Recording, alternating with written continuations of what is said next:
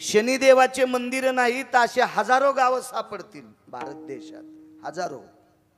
भगवान शिवजीचे मंदिर नाहीत असे महाराष्ट्रात, भारतात हजारो गाव सापडतील. सगळ्या गावात शिवजींचे मंदिर नाहीत, हजारो गाव सापडतील. विश्वाच्या मालकाचे पंढरीनाथाचे मंदिर नाहीत असे कितीतरी गाव सापडतील. जगदंबेचे मंदिर नाहीत असे कितीतरी गाव सापडतील गुरुजी. भगवान गणेशाचे मंदिर नाहीत असे कितीतरी गाव सापडतील. पण मारुतीरायाचं मंदिर नाही असे जास्त गाव नाही सापडायचे. एक अर्धा धरणातल्या खड्यासारखं सोडून द्या, शक्यतो मारुतीरायाचं मंदिर नाही असं गावच नाही. वस्तीवर पण मारुतीरायाचं मंदिर. त्यांनी विचार केला बब्यास लग्न झाल्यावर कुठून याचं पाया पडायला, कारण त्याच्या पाया पडल्याशिवाय तुमच्या आमचे संसारच नीट थप्पील लागत नाही. मग प्रत्येक गावात मारुतीरायाचं अधिष्ठान का, कशा करता? कारण विश्वाच्या पाठीवर काम जिंकणाऱ्या ठराविक लोकांपैकी एक नंबरचा कोण असेल? काळ घातला तो दर. क्या बात आहे. काळ घातला तो दरी. घातला तो दर. काळ घातला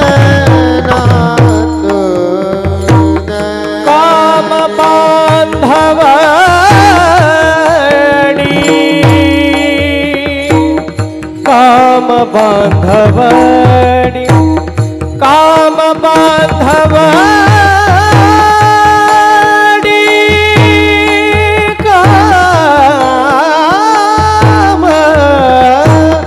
काम बांधवणी, काम बांधवणी. काळ घातला तो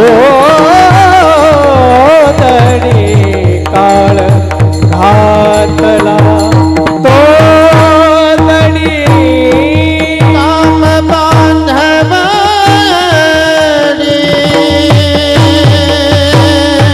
काम बांधवणी, काम बांधवणी, काम बांधवणी. काळ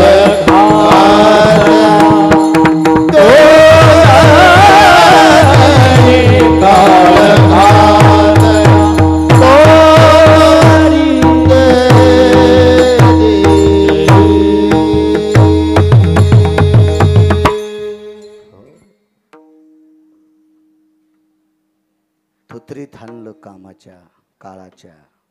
काय ताकद महाराज. कामाची नाही ते क्रोधाची कैसा. काय कामावर जय प्राप्त केला ते मारुतीराय. आणि विश्वाच्या पाठीवर काही ठराविक लोकांची यादी, त्याच्यातलं एक नंबरचं व्यक्तिमत्व काम जिंकणारं कोण असेल तर ते मारुतीराय आहेत.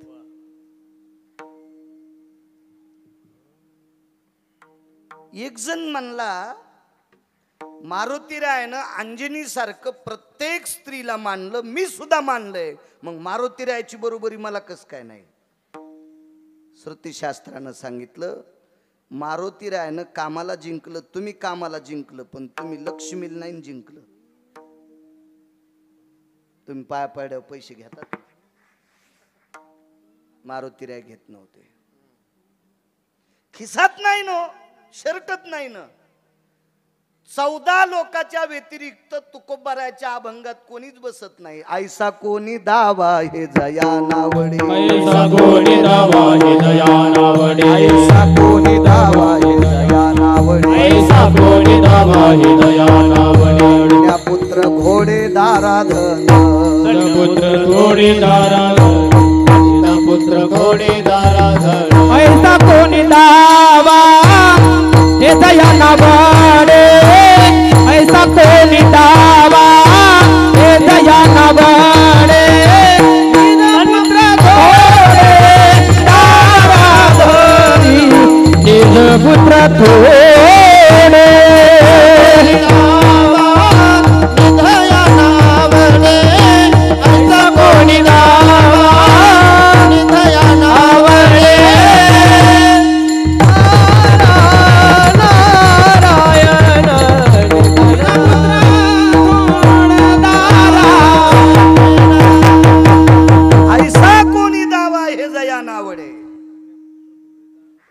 माझी माया नाही सुटली, नाही त्या सुटली द्रव्यलोभ माया भस्मदंड छाया तरुवराचे. भीष्माचार्य पण एका अंशता गुंतले. कामाच्या बाबतीत फार बाजूला सुटले, पण थोडासा घरच्या लोकांशी मोह समर्पित केला. एक मी सांगत नाही, पुराण सांगते. कशातच न गुंतलेली व्यक्ती मारुतीराय आहे. म्हणून त्या व्यक्तीचं दर्शन घेतल्याशिवाय पापेचे सुद्धा संसार सुरळीत होत नाहीत. काम जिंकण्याची ताकद आहे नराची यादीत. चला पुढे. किती कामी चित्र, कडक करा आवाज.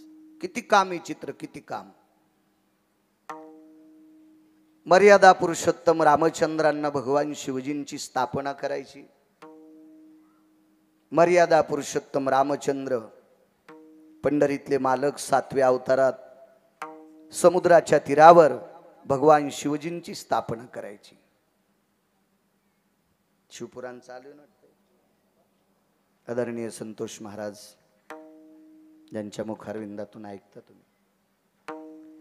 मर्यादा पुरुषोत्तम रामचंद्र शिवजींची स्थापना करायची ठरली समुद्राच्या तीरावर. काम किती विचित्र बघा. दोघच होते सोबत, शेषशाही लखनलाल आणि पंढरीतले मालक प्रभू रामचंद्र. दोघ जण आहेत. दोघं एकांतात बसल्याच्या नंतर विषय झाला. लखन, मी नाही म्हणत बरं, रामचंद्र म्हणतात, जी दादा भगवान शिवजींची स्थापना करायची आपल्याला. मग आपल्याला सामुग्री लागेल. आता हवन चालू आहे, यज्ञ चालू आहे इथं बापू. किती तीळ लागतील, किती जव लागतील, किती अक्षदा लागेल, किती सुपाऱ्या, किती हळकुंड, किती बदाम, किती खोबरं, किती खडी साखरेचे खडे, हे सगळं लिहून दिलं भूदेवांनी. गावरान तूप किती असावा, बसणारे कसे असावा, आवती टाकताना धोत्राच्या आतून तंबाखू चोळून नको खात जाऊ सोमळ्या, जळून जाशील त्या होमात. हो, तिथं नाही जळायचास. तितका पुण्यवान आहेस का तिथं जळायला? ते नंतर फुकीत आहे. विठाला विठाला विठाला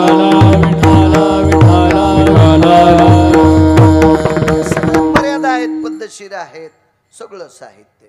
दोघांनी विचार केला आपल्याला प्रभूची स्थापना करायची शिवजींची. लखनलालजीनं सांगितलं, प्रभू आपण अष्टमा सिद्धीला सांगितलं तर सगळी सामुग्री तयार होईल. मर्यादा पुरुषोत्तम रामचंद्रांनी सांगितलं आपण वनवासात आहेत आणि वनवासातल्या व्यक्तीनं सिद्धीची मदत घ्यायची नाही. नियम आहे, आपण वनवासात आहेत, नाही घ्यायची मदत. नियम आहेत आपल्याला, आपण त्या चौकटीत आहोत, आपल्याला नाही मदत घेता येणार. ठीक आहे दादा.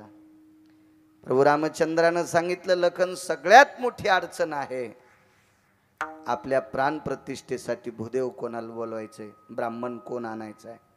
कोण आहे ब्राह्मण? विद्वान पाहिजे आपल्याला, त्याला ज्ञान असलं पाहिजे कर्मकांडाविषयी, श्रद्धा असली पाहिजे त्याची, असा व्यक्ती आपल्याला पाहिजे. हे सगळ्या चर्चा 10-5 मिनिटं झाल्याच्या नंतर मारुतीराय सुद्धा ऐकत होते. पण मारुतीरायच्या बाजूला सर्वात मोठी एक वयस्कर व्यक्ती बसली होती. त्या व्यक्तीचं नाव होतं जामवंतजी.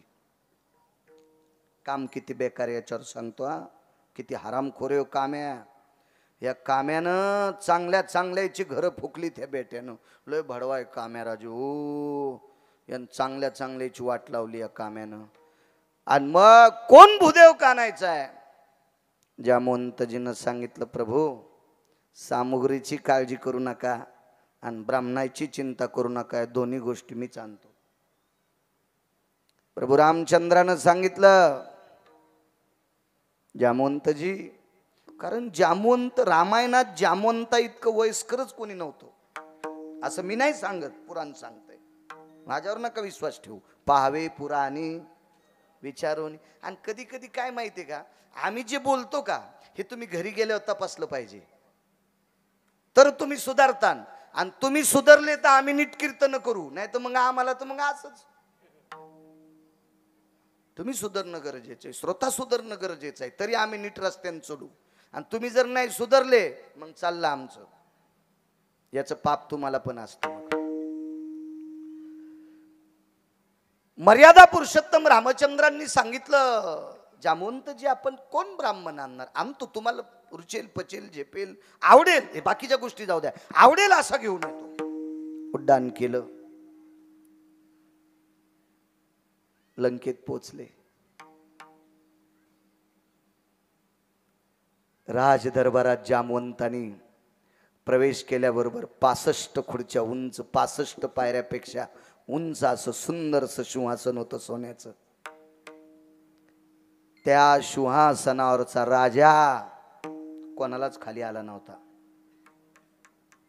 कोणालाच नाही. तो खाली आलाय एका अस्वलाला बघून. अस्वल म्हणजे जामवंतजी. कुळात अस्वलाच्या होते, ऋषाच्या कुळात होते, अस्वलाच्या कुळात. 65 पायऱ्या ओलांडून सोन्याचं सिंहासन ओलांडून खाली आले. एक सांगू राजे हो, त्या 65 पायऱ्यापैकी 9 पायऱ्या विशिष्ट होत्या, 9 पायऱ्या विशिष्ट होत्या. त्या 9 पायऱ्यापैकी मंदिरातले मालक सुद्धा एका पायरी खाली होते. माझी लायकी नाही त्यांच्या विरोधात बोलायची, पण रामायण सांगते भगवान शनिदेव सुद्धा एका पायरी खाली होते. काय राजा असेल होते, त्याला ग्रहाची सुद्धा किंमत नव्हती गुरुजी. इतकं वश केलं तर त्या राजाने, इतकं वश केलं तर इतकं वश. तार तार तार तार तार तार खाली आलेला आहे.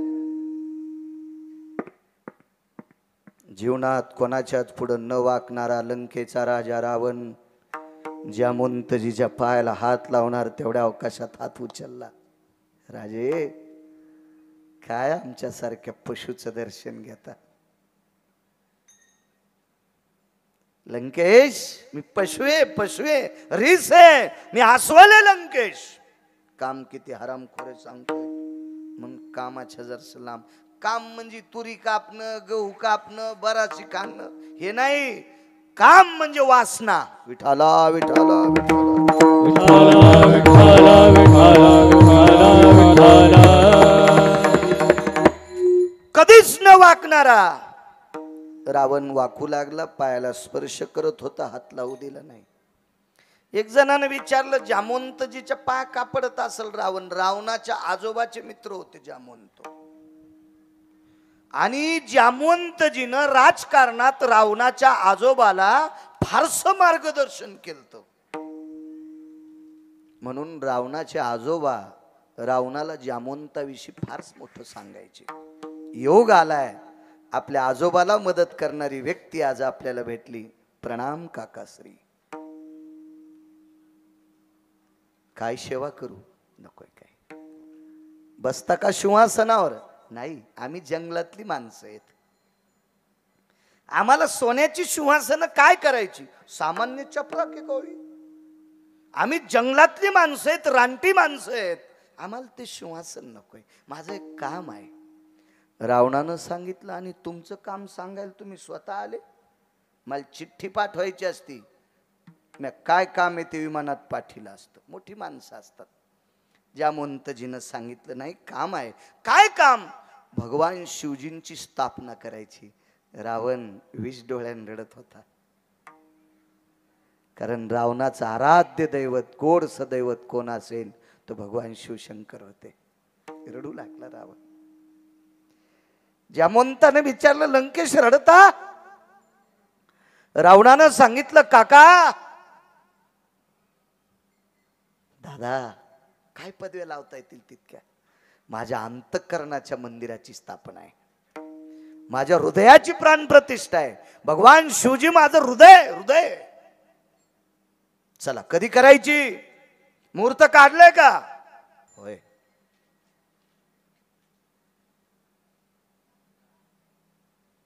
जामवंतानं सांगितलं, लंकेश एक बोलू.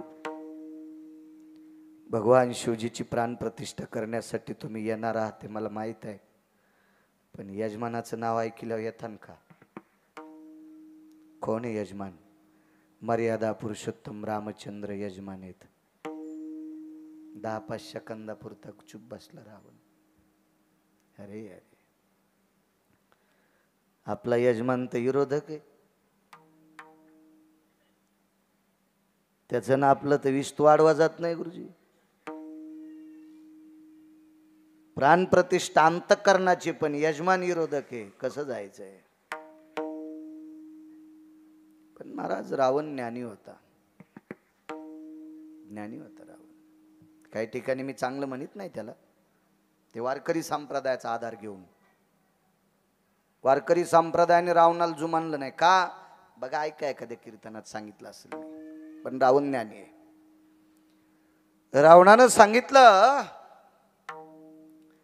माझ्या आजोबाच्या वयाचे आहात तुम्ही. माझ्या आजोबाला मार्गदर्शन करण्याचं फार मोठं योगदान तुमच्या जीवनात आहे आणि त्याच्यातून मी उतराई होऊ शकत नाही. पण तुम्ही माझ्याकडे काम घेऊन आलात. अयोध्येचा राजा राम विरोधक जरी असेल तरी तुमच्यामुळं प्राणप्रतिष्ठेचे मंत्र म्हणणार, पौरोहित्य मी करणार. रावण तयार झाला. ऐका न पुढचं. आता किती आनंद वाटावा, पण थोडीशी मनात शंका होती. आणि रावणानं विचारलं, महाराज काय राहिलंय सांगायचं? काही नाही, माझ्या रामचंद्राला भगवान शिवजीची स्थापना करायची, पण पूजेचं साहित्य काय काय लागेल? परवडायसारखं पाहिजे ना, परवडायसारखं.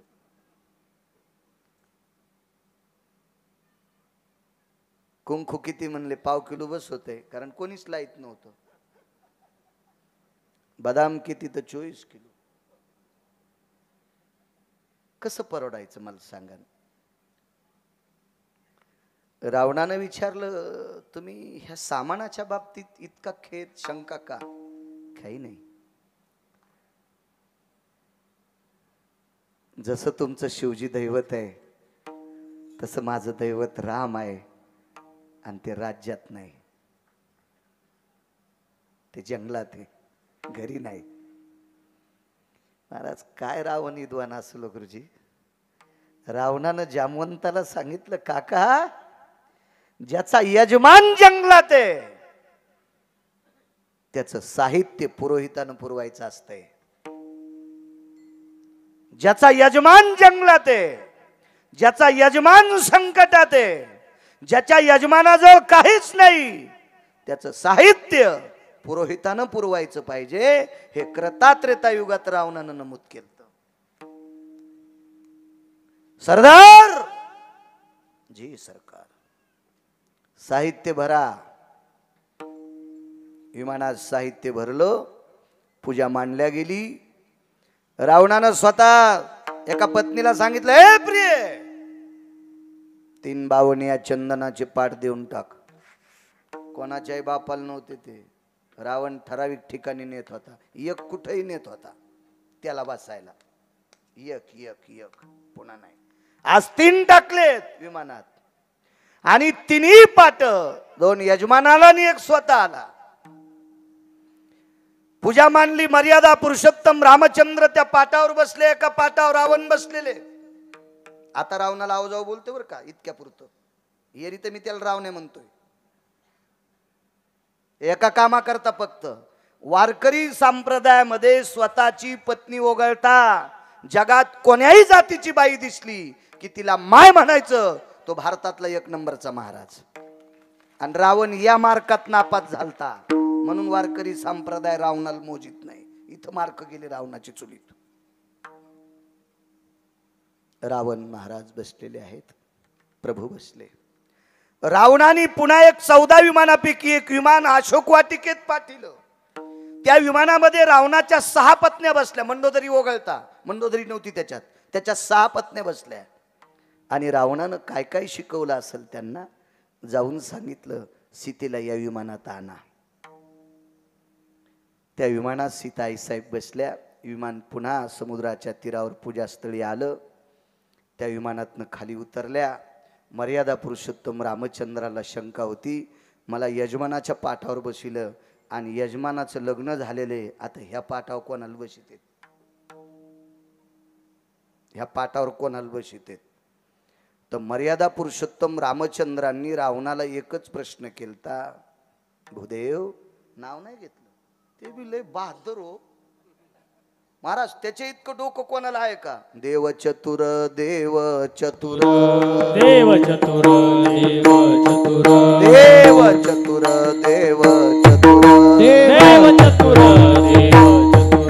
जाणून अंतर वर्ततसे जाणून अंतर वर्ततसे अंतर वर्ततसे जाणून अंतर वर्ततसे जाणून देव चतुर देव चतुर जाणून अंतर वर्ततसे जाणून अंतर वर्ततसे जाणून अंतर वर्ततसे देव चतुर देव चतुर जाणून अंतर वर्ततसे जाणून अंतर वर्ततसे जाणून अंतर वर्ततसे काय चतुर आहे माझा विटेवरचा मालक मर्यादा पुरुषोत्तम रामचंद्र. रावणाला लंकेश राजा वगैरे काहीच पदी नाही. भूदेव यजमानस्तस्तानवतशः मला स्थानवत केले सभार्या सस्थितायाम. पण या यजमानाला बायको आहे. हे आसन कोणासाठी? रावणानं सांगितलं कळेल यजमान. ते पण लय रगील राम म्हणलंच नाही. ते का साधं होतं का? ते बी लयच रगील. तेही राम म्हणलंच नाही. यजमान कळेल. तितक्यात विमान येऊन आदळलं आणि रावणाची 6 पत्न्यापैकी 2 पत्न्या खाली उतरल्या आणि सीताई साहेबाच्या दंडाला धरून त्या आसनावर बसविलं. त्यावेळेला मर्यादा पुरुषोत्तम रामचंद्राचे डोळे रडत नव्हते.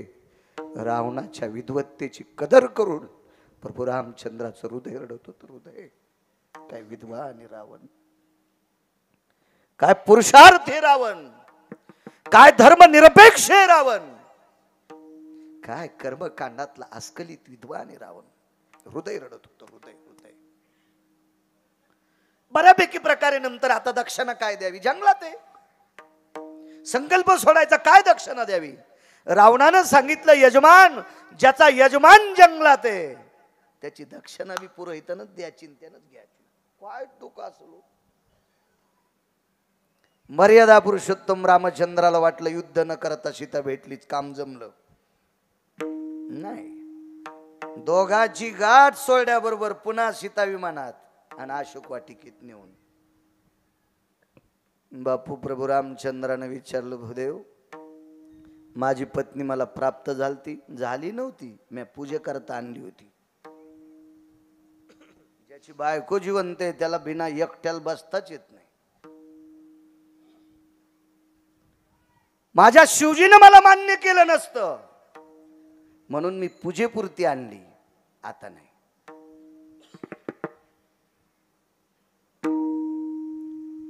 कालांतराने रावण मृत्यू पावला. यमधर्माच्या दरबारात रावणाला अधिष्ठान प्राप्त झालं. मंदोदरीची खना नारळानं वटी यमधर्माच्या धर्मपत्नीने केली. महाराज वैकुंठातनं दोन्ही देवता पाहत होत्या. लक्ष्मी आईसाहेब पाहत होत्या आणि विटेवरचे मालक सुद्धा पाहत होते. रावणाचा पुरुषार्थ पाहून जगाचा बाप रडत होता. आईसाहेबाचं अंतःकरण रडत होतं. प्रभू, मी अशोक वाटिकेत असताना सुद्धा पूजेसाठी लंकेशानं इथपर्यंत आणलं. हे दोन्हीचा कर्तव्याचा भाव रडत होता. पण सीताई साहेबांनी सहज एक वाक्य वापरलं, मारला का? मारला कशा करता? विश्वाच्या बापानं सांगितलं, सीते मला विचारू नकोस, तू श्रुतीला विचार. आणि न्याय श्रुतीकडे असतो. श्रुती जगातली पहिली पत्रकार.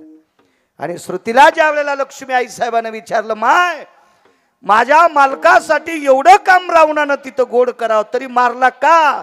श्रुतीनं सांगितलं, आई साहेब याचा काम उतवालता. पहा त्या रावणा काय झाले. किती मोठा रावण. परस्त्री पेहरी छुरी मत लगावे अंग, दशशीर रावण के गए पर नारी के संग.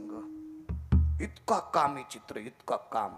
इतका काम्या हरामखोर ज्याच्यासाठी देवाचं अंतकरण रडावा, पण त्याच देवानं कामाचा गुरुळा घेतलेल्या रावणाला 2:18 आपटू आपटू आणलं. इतका कामी चित्र. विठ्ठल विठ्ठल विठ्ठल विठ्ठल विठ्ठल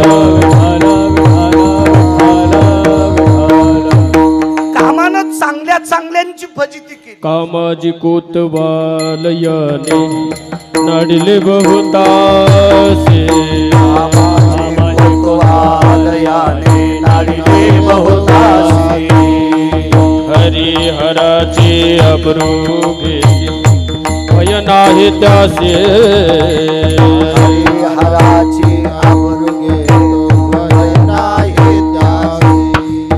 जमदग्नी दुर्वास नाडिले महान महान ऋषी,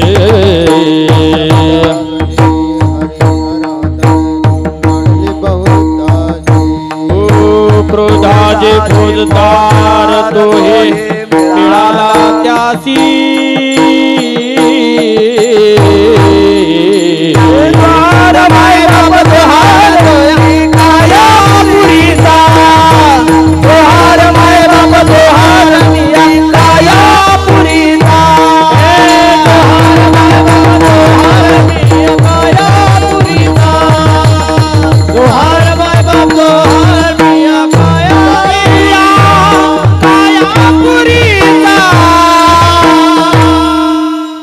कामाजी कोतवालियाने नाडिले बहुताशी. हरी हर मालक आणि हर म्हणजे काशीतले मालक दोघांची बेजारी केली. महाराज नालायक जालिंदराला मारण्यासाठी विश्वाच्या मालकाला 2 वानराचं साह्य घ्यावं लागलं. पवित्र तुळशी सारखी वृंदा. महाराज विश्वाचा बाप 350 तीर्थापैकी एका तीर्थात दगड होऊन पडला पंढरपुरातला मालक. त्याला गंडकी नावाचं तीर्थ म्हणतात. काय काय अवस्था, काय काशीतल्या मालकांची परिस्थिती. त्रिशूळ गेले, डमरू गेले, गेले व्याघ्रांबर ग, दिगंबर रूप झाला झाला पंचानन ग. याच्या पलीकड भिल्लिनीच्या पाठी लागे लागे पंचानन ग. इतकं काम हरिहराची आबरू घेतो भय नाही त्याशी. हरिलाई आणि भगवान शिवजीला सुद्धा बेजार केलं. जमदग्नी दुर्वास नाडिले मान. कोण जमदग्नी? महाराज त्या साधूची सेवा केल्याच्या नंतर एवढं पातिव्रत्येचा पुरुषार्थ टोकाला गेला तर पदरात पाणी येत होतं, पण पाण्यातल्या माशाचा संसार पाहिला. पदरात पाणी येणं बंद झालं. मुलाला बोलवलं आणि डोकं कापून टाकलं. त्याला जमदग्नी म्हणतात. कोण दुर्वास? पांडवांना छळण्याकरता निघाल्या पंढरपुरातल्या मालकाचा डोक्यातला घाम पायात येतोय. एवढा मोठा अधिकार दुर्वासाचा. त्या दुर्वासाला सुद्धा बेजार केलं. चांगल्या चांगल्याला तर 4-2 अभंग पाठ करणार आहे. कशाला येड्यावानी करायचं? अरे दुर्वासा सारख्याला, जमदग्नी सारख्याला नाही. मला 150 ज्ञानेश्वरीच्या मुकाट्या बस. तू बंधी जरी ज्ञानेश्वरी पाठ केलीस ना, काम जिंकला तरच ज्ञानेश्वरीचा फायदा. तू गाथा जरी पाठ केलास ना, काम जिंकला तर गाथ्याचा तुला फायदा. नाही तर अद्याप नाही. सर्दीच्या गोळ्या घेतल्या, चिचाची गोळे खालाय, कशी सर्दी राहील? सर्दीच्या गोळ्या घेतल्या, उजळ्याला ताक प्यालाय, कशी सर्दी राहील? सर्दीच्या गोळ्या घेतल्या, रात्रभर पाण्यात बसला, सुंबळेस कर तू. तुला आखलीचा कांदा आहे का? तुझी सर्दी कशी राहील? पथ्य महत्वाचं आहे. तुम्ही काय पाठ केलंय त्याला एकमेव पथ्य येते, फक्त काम. विठाला विठाला विठाला. मला सांगा, इतका कामी चित्र जन जिंकला तो नराच्या यादीत. एक जण म्हणला मी लग्न जास्त केले, मी नर नाही का? चल वय तिकडं. तू लग्न जास्त केले म्हणजे नर आहे का? नराच्या यादीत लग्न करणारा आला असता तर चित्रकेतूचा पहिला नंबर लागला असता. त्यांनी 1 कोटी लग्न केले. लग्न केल्यानं जर नंबर लागला असता तर रावणानं 80,000 लग्न केले. लग्नाच्या यादीत आला असता तर 1800 लग्न गोपीचंदानं केले. लग्नामुळे जर नराच्या यादीत आला असता तर 1200 जनकानं केले. लग्नाच्या यादीमुळे जर नराच्या यादीत आला असता तर राजा दशरथानं 703 लग्न केले. देवाचा बाप आहे तरी नराच्या यादीत नाही का? काय चुकलं दशरथ राजाचं? 702 पत्न्या केल्या बुवा. 700 पत्न्याची नाव असू द्या, पण एक साध्वी आणि एक सद्विद्या, 2 पत्न्या. ह्या असताना पुन्हा का कशाला काम इकडं तिकडं. पण लग्न लावायला गेले एका, आणि लग्न लावत असताना नवरीच्या बाजूला करवली उभी, तीच आवडली. नवरीच्या बाजूला करवली उभी होती, तीच आवडली. तीच अशोपती राजाची पोरगी होती. अशोपती राजा चांगला, पण बायको हरामखोर होती. विठाला विठाला विठाला. अशोपती राजाला बायको नालायक होती. कर्कशे संगती दुःख उदंड फजिती. मी नाही म्हणत, मालकांचं वाक्य. कर्कशात नव्हती, इतकी नालायक. मुलगी सुंदर होती. कशाहून? सुंदरपणाचा अभिमान म्हणी. नामदेवराय म्हणतात त्या अर्थी ती सुंदर होती. पुढचं आपल्याला नाही इचकायचं, सुंदर होती. आणि पण आई नालायक. संस्कार झाले. तिचं नाव कैकई. तिला अविद्या म्हणायचं. साध्वी, सद्विद्या आणि कैकई अविद्या. आणि या अविद्येमुळं नराच्या यादीतून राजा खाली आदळला. नराच्या यादीमधून स्त्री लंपटाच्या यादीत गेले. तिथे महाराज जगाचा बाप पुत्र आहे. वैराग्याचं टोक आहे, वैराग्याचं सूत्र आहे, वैराग्याचं फार मोठं अधिष्ठान आहे. या सगळ्या पोरायला बेजार कावं लागलं फक्त स्त्री लंपट मुळावळपणामुळे. काय भरतासारखा टोकाचा माणूस नंदीग्रामाला लग्न करून अंगाला काव लावा लागली. लक्ष्मणासारखा अधिकारी व्यक्ती बायकोला घरी ठेवून भाऊ भाऊजाईची वनात सेवा करावी लागली. कोण? शत्रुघ्न. विश्वाच्या मालकाच्या पादुका ठेवून वरी छत्र धरावं लागलं. इतकी परिस्थिती बिकट फक्त एका बाईमुळं. नराच्या यादीतून मार्क तिथं संपले. महाराज एवढ्या मोठे पुरुषार्थ. लग्न केल्याने माणूस नराच्या यादीत येत नाही. एक जण म्हणला ताकद असल्या बराच नाही खांदायची सुंबळ्या, ओळही नाही दाबायची, हाती नाही उचलून आणायचा. महाराज नराच्या यादीत येण्यासाठी काम जिंकणं. आणि काम किती अवघड. एका महाराजानं तपश्चर्या केली. फार चांगले महाराज होते. फार तपश्चर्या केली. एवढी तपश्चर्या त्या महाराजानं जी बाई दिसन तिच्याकडे बघितल्याच्या नंतर वात्सल्यायत भवो मातृत्वा हा असे शब्द वापरायचे. आई तुल्य माता, आईन माता एकच. वात्सल्य काय असे गोड गोड गोड शब्द वापरायचे. इतकी महाराजाची टोकाला विद्वत्ता गेली. एवढं मोठं आचरण टोकाला गेलं. महाराजाला नेण्यासाठी विमान आलं. महाराजाला 15 ते 20 मिनिटं आयुष्य शिल्लक आहे. तासाभराचा अर्ध्या तासाचं आयुष्य शिल्लक. महाराजांच्या पर्णकुटीच्या पाठीमागं विमान उतरलेलं आहे. विमानाच्या पुढं अशा सोन्याच्या चादरी टाकल्या. त्या चादरीहून महाराजाचा दिव्य तेज, तो आत्मा त्या सोन्याच्या चादरीहून वरी जाणार. काम काम सांगायलो. काम जिंकला की नराच्या यादीत. महाराजाचं आयुष्य शिल्लक राहिलं 15 मिनिटं. त्याच्यातले 15 मिनिटातले 5 मिनिटं निघून गेले. महाराजाचं आयुष्य राहिलं 10 मिनिटं. 10 मिनिटात महाराज विमानात बसणार. कोण्या विमानात? या टापराच्या नाही. पुष्पक बी नाही. वैकुंठात नेणारं विमान. पुष्पक हे भोगवाद्यांना मिळत असते, सिद्धांना मिळत असते. भोगवाद्यांचं विमान आहे पुष्पक. महाराज अधिकारी व्यक्ती त्याच्यात नाही. ते वैकुंठातलं विमान वेगळं. हा, जे देहूतल्या मालकांना न्यायला आलेलं ते विमान या महाराजाला न्यायला आलतं. जे नामधारकासाठी विमान स्वतंत्र आहे. महाराज रावणाकडे 14 विमान होते. रावणानं एका विमानात कोण्याच बाईला बसिलं नाही. त्याच्या बायकोल बसिलं नाही. त्याची फक्त बसवायची इच्छा होती सीतेची. सीतेची इच्छा होती. त्या विमानाचं नाव आहे प्रभदत्त नावाचं विमान. रामायणात नाही वाचायचं, दुसरीकडे वाचा. रामायणात वाचलं मला शिव्या देतात. यानं कशातलं सांगितलं. त्याच्यामुळे दुसरं पाहत जाणं. ग्रंथ वागत जा. तुम्ही जर वाचन केलं तर आम्ही सुद्धा सुधारतो. आम्हाला सुद्धा भीती वाटेल तुमच्या पुढे कीर्तन करायची. भीती वाटली पाहिजे, घाम आला पाहिजे. आता मा गरमीने आलाय, भीतीमुळे येईन. विठाला विठाला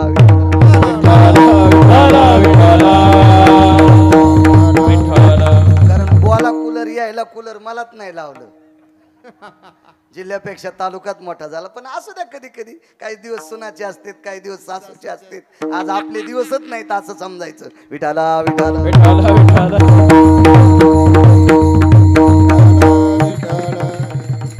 नाही म्हणल्यावर बली लिहावं कुत्र पण आलतं यायचं जवळ.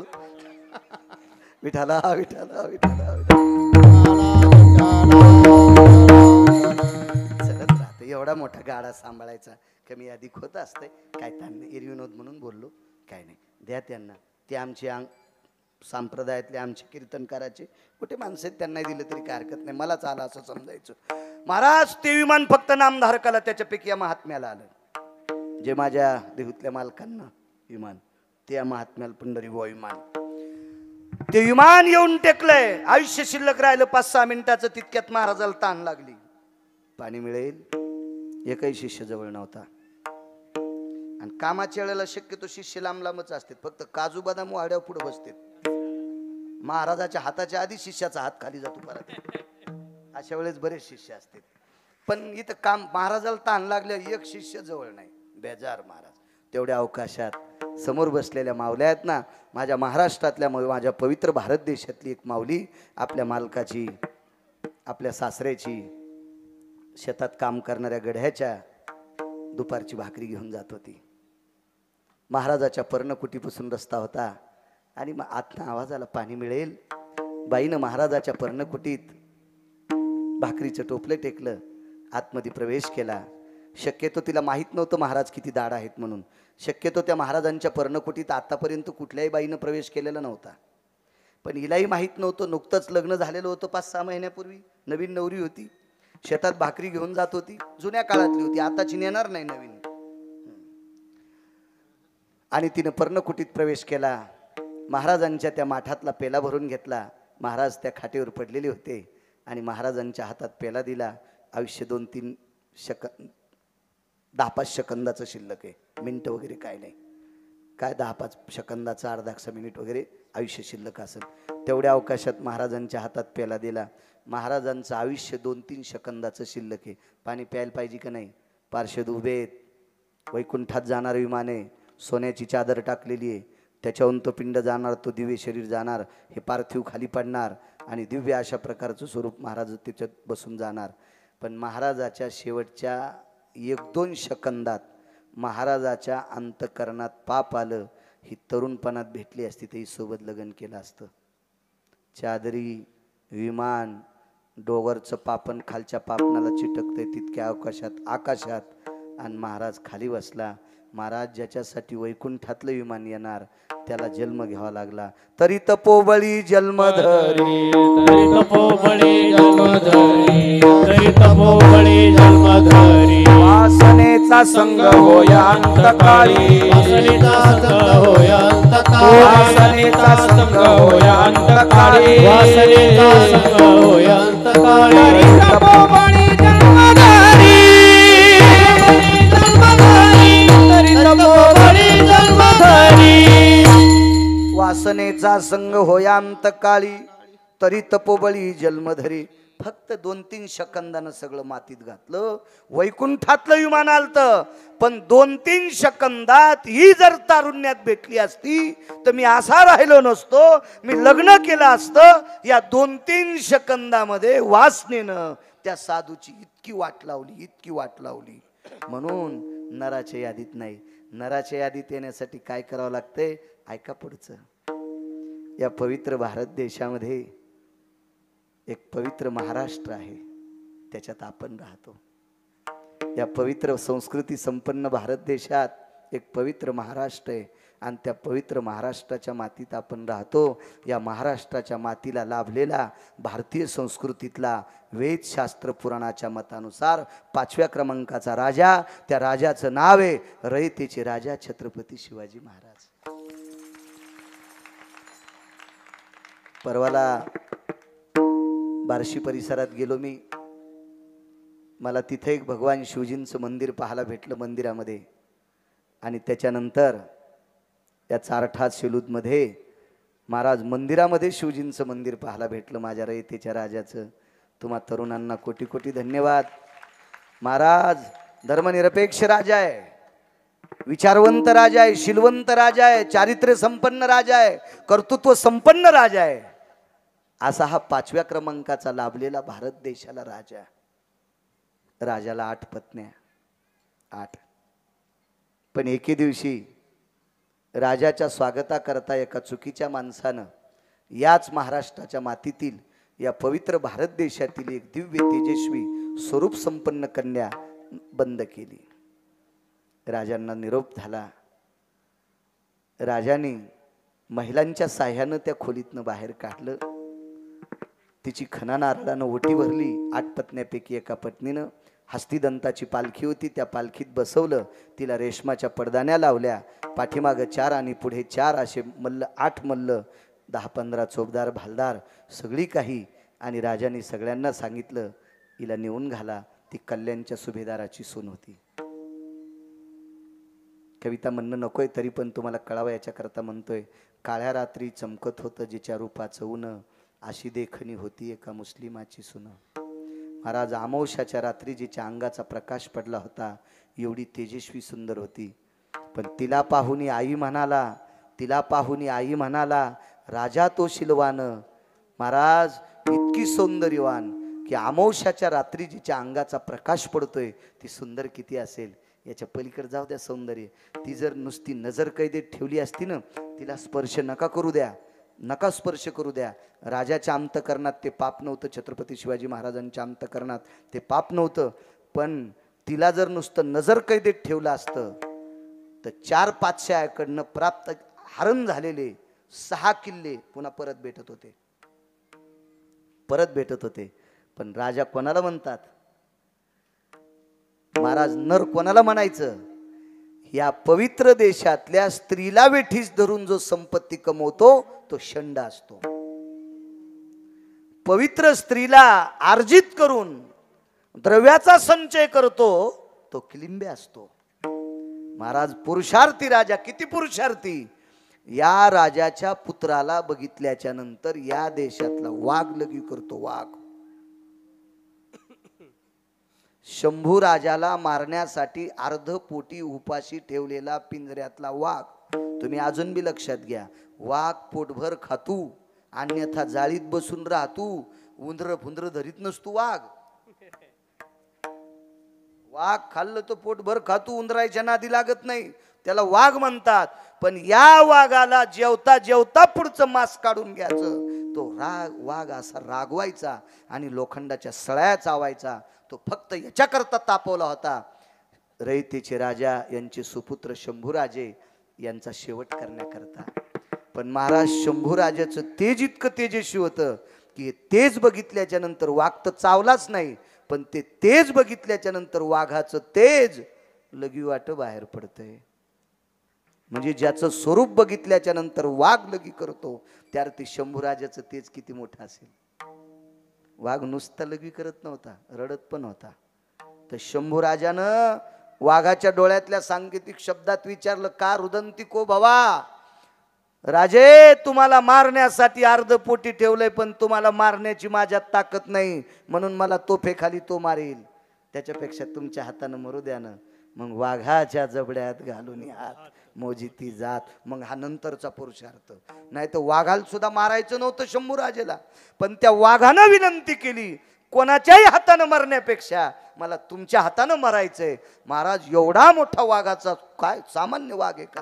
अहो, आपल्याच सरपणाखाली जर कुत्री गेली ना, तर कुत्री पिले घेऊन जाऊस तर बया सरपण आणत नाहीत.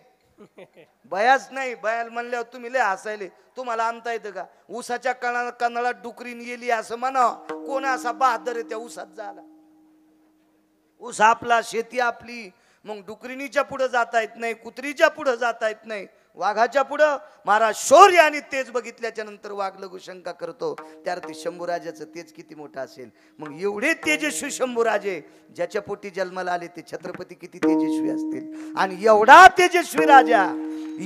तेजस्वी राजा 6 किल्ल्याला न जुमानता विरोधकाची स्त्री माय म्हणून घरी परत करावा, इतका ज्याचा कामावर पकडे याला नर म्हणतात. म्हणून पहिलं कडवं, काम क्रोधा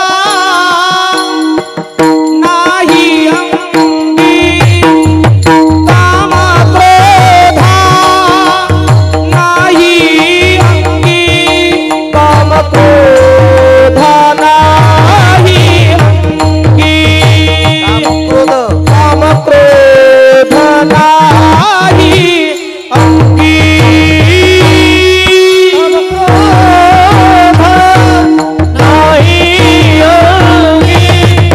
काम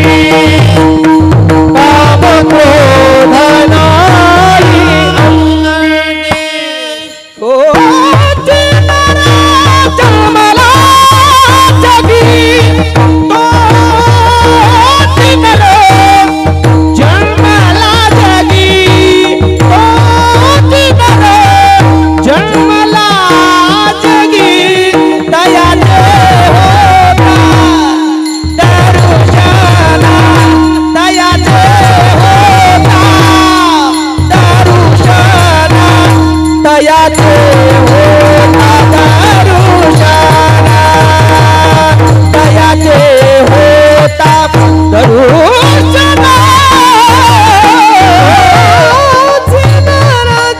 मला जगी पोचला मला जगी तयाचे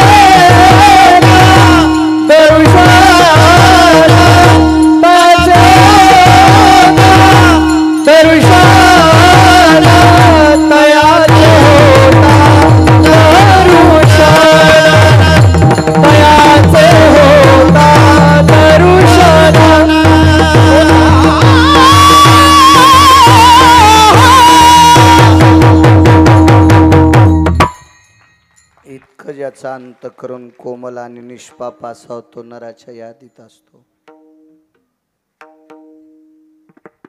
माझ्या देहूतल्या मालकांना फसवण्यासाठी एक स्त्री पाठवली. तिच्या पण सौंदर्याचं वर्णन साहेबराव महाराज सोनोटीकर करायचे आमच्याकडे वैकुंठवासी. साहेबराव महाराज सोनोटीकर तिच्या सौंदर्याचं वर्णन करायचे. जायो तो माते न करी सायास आम्ही विष्णुदास तैशन हो. माय तू समजतीत तसे आम्ही विष्णुदास नाही. काय सायास करू नकोस माय मला याच्यात पाडण्यासाठी. बाई हुशार होती. तिनं तुकोबरायला शाब्दिक स्वरूपात वेठीच धरलं. महाराज कोण तुकोबराय? एक सोपी व्याख्या सांगू का? ज्ञानोबराय तुकोबराय आपण जर बाजूला टाकले ना तर आपल्याला नालीतल्या किडे इतकी पण किंमत नाही. नालीतल्या शेपटीच्या आळी इतकी पण किंमत नाही आपल्याला. तितकी पण किंमत नाही. खरा पुरुषार्थ त्यांचा आहे. महाराज तुकोबरायला त्या बाईने विचारलं, महाराज ठीक आहे तुम्ही विष्णुदास तसे नाही. नर सांगतोय नर नर कोणाला म्हणायचं? तुम्ही विष्णुदास तसे नाहीत महाराज. मला बघून डोळे का झाकले? तुमच्या अंतःकरणात जर तिळा इतका काम नाही तर माझ्याकडे पाहत असताना डोळे का झाकले? तुम्ही जर मला माय म्हणत असाल तर मुलांना आईकडे बघून डोळे झाकावा का? तुम्ही जर मला कन्या म्हणत असाल तर बापानं मुलीकडे बघून डोळे झाकावा का?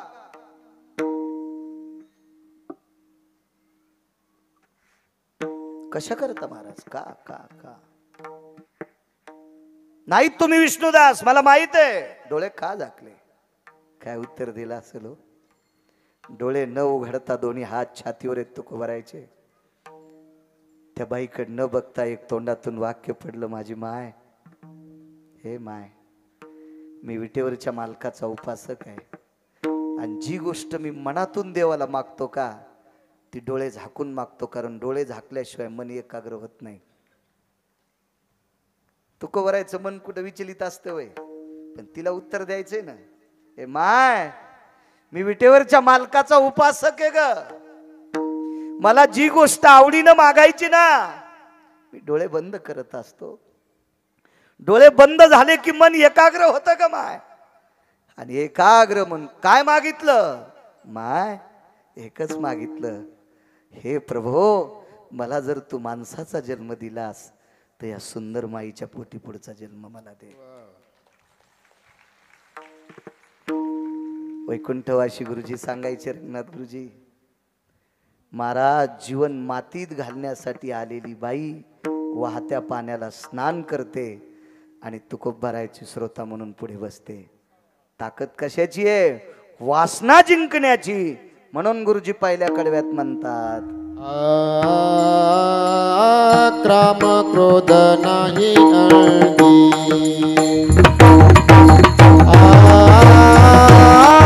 काम क्रोध नाही अळगी. काम क्रोध नाही अळगी.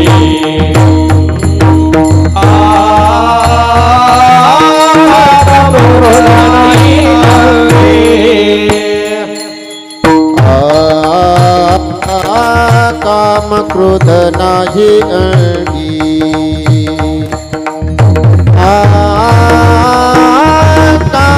क्रोध नाही अंगी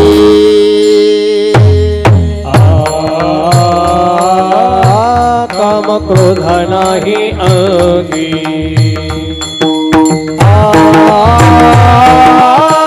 काम क्रोध नाही अंगी तोच नर जन्मला जगी तोच नर जन्मला जगी तयाचे होता दर्शन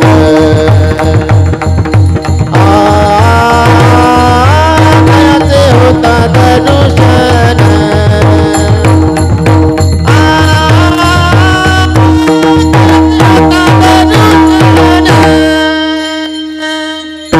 तोच नर जन्मला जगी तोच नर जन्मला जगी दयाचे होता दर्शन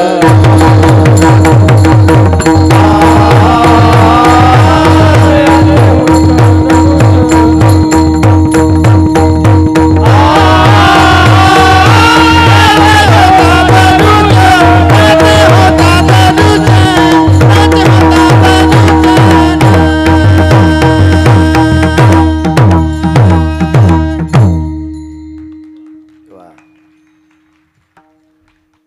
बापू वेळ संपलाय तरी 5 मिनिटं घेतो. फार गरम ते खालच्या लोकांना. 22.5 वर्षाचा तरुण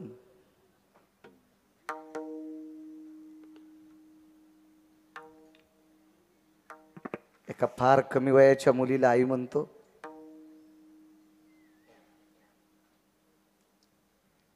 आणि काही वेळानं ती तरुण मुलगी त्या 22.5 वर्षाच्या मुलाची माय होते.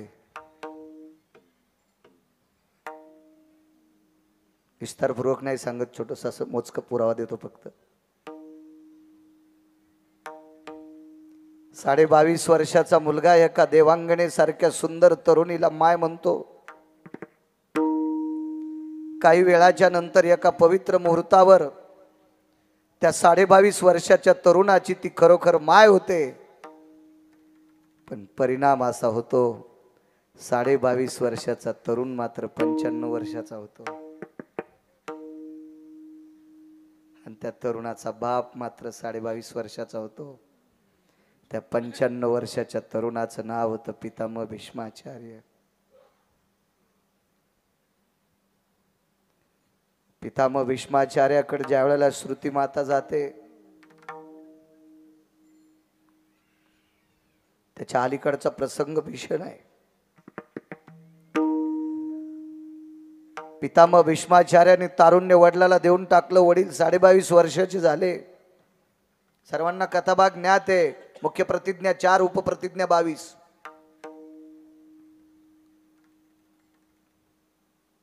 असा मंडप आहे. तो मंडप जांभळीच्या आंब्याच्या पानाचा मंडप आहे. त्या मंडपामध्ये एवढे मोठे पुरुषार्थी साधू आहेत. ते मंगलाष्टक म्हणण्यासाठी किती मोठे अधिकारी साधू. आंतरपट धरायला कोण? विटेवरचा बाप हातामध्ये अक्षदा घेऊन उभा आहे. 4 मंगलाष्टक झाली. 5वं मंगलाष्टक वेधीचं असतं. 7 म्हणा, 11 म्हणा, 35 म्हणा, हे मनचा शहाणपणा आहे. हा सगळा नाटक्या कारभार आहे. ताईगण बाईगण काय गाव राहिला. मंगलाष्टक म्हणून माणसं रडवायला. नवरी रडणं नवरदेवा संग जाताना. आणि तू खावदीन नुकती सुंबळ्या. तिनं 15,000चं बॅलेन्स सोडिले. त्याला बोलू बोलू चटदुक त्यांना समाहित झाल्या. सासू कुठं दाबल्यावर मरती, सासरा कुठं दाबल्यावर आदळ. तू ती रडणं नवरदेवा संग जाताना मायबापाला सोडून. आणि तू मंगलाष्टक म्हणताना रडायला. ताईगण बाईगण, सकाराम तात्याचा भाग्यान, अंशराम तात्याची भागीन. कोण सांगितली तुला हे नाटक? हे मंगलाष्टक येतोय. सप्तेन, रामायणन, भागवतन, शिवपुराणन, वाऱ्यान हे करून हा पुरुषार्थ आहे का आपला? त्याचं फळ हे आहे का आपलं? बघा, बाकीच्या धर्माची लोक तिला इतकी चूक करत नाहीत. आपल्याकडे माईक आल्यावर धर्म जोरात सांगितला जातो आणि धर्म करायच्या जागेवर आपण इकडं तिकडं शेपटी घालून फिरतो. त्याच्यामुळे आपल्याला कलंक आहे. आपल्या संप्रदायात जे सांगितलं ते वागावं. मंगलाष्टके आशीर्वाद आहेत. हे भनगळलेल्या नालायकानं म्हणलेले शब्द नाहीत. हे आशीर्वाद आहेत, आशीर्वाद. तिथं कुठेही शहाणपणा आणि कुठेही नाकं खुपसायचं काम. निदान ज्याचे लग्न राहिले त्यानं तरी कोणाला नाकं खुपसू देत जाऊ नका.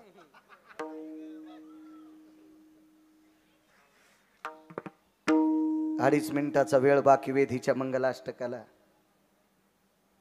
एखाद्या लग्नात एखादा माणूस येण्यासाठी 1.5 तास लग्न लांबीत.